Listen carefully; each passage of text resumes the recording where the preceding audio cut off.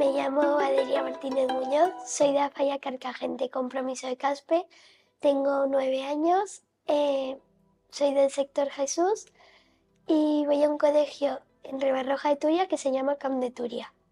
Al escuchar mi nombre en la preselección sentí una felicidad inmensa, de verdad. A mí los actos que más me gustan de las fallas son em, la presentación, digamos. La crema me dolió, pero me encantó. Y yo creo que la ofrenda, muy típico.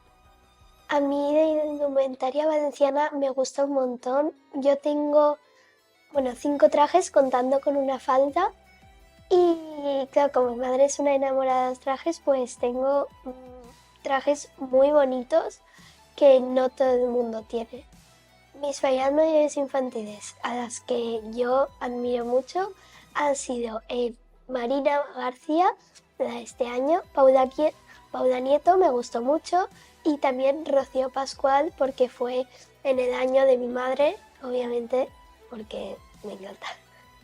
Yo quiero ser fallama infantil de Valencia porque me haría un montón de ilusión representar a los niños de infantiles y también